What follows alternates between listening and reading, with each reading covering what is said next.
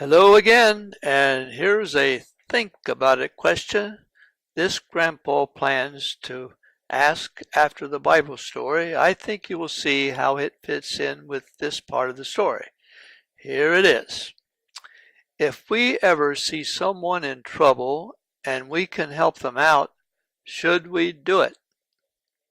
Okay, are you ready for the story of the Good Samaritan Part 2?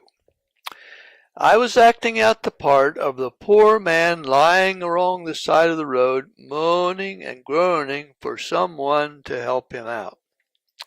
Of course, the kids in the group that played the part of the thieves didn't really beat me up. They just acted like they beat me up. And they didn't have real clubs, but something that just looked like real clubs. I think a really sad part of this story is that two people just walked by and didn't even try to help the suffering man. I think that made God sad as well. But here's the really good part of the story. Jesus said, "But a certain Samaritan, as he journeyed, came where he was, and when he saw him, he had compassion on him. The Samaritan bound up the man's wounds the best he could, and set him on his own animal, which was probably a donkey. He then brought the man to an inn and took care of him all night.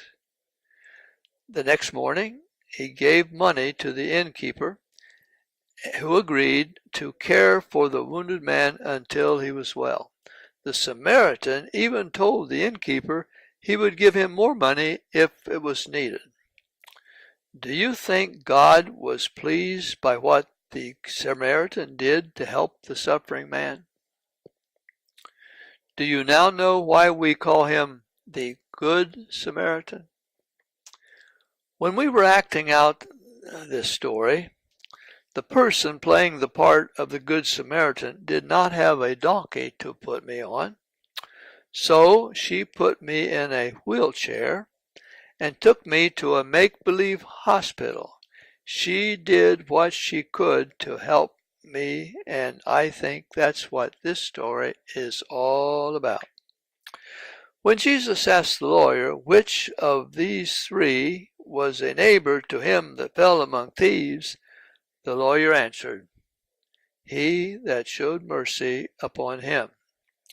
Jesus then said to the man, "Go and do thou likewise." Boys and girls, if we ever see someone is in trouble and we can help them, get help for them, let's do it. Oh my, that was a question I was going to ask you at the end of the story and already gave you the answer.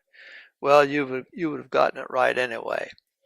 But when you help someone out, you must, in this day and age, you must use caution, because there are many mean people out there that just act like they need help so they can trap innocent kids. It's dangerous to listen or try to help strangers. Always check with your parents first. I just want you to be safe. Usually the best person to help strangers is a policeman or a policewoman, because they know what to do. Thank you so very much for being with us today, and please return tomorrow. And as always, this grandpa will be looking forward to seeing you then.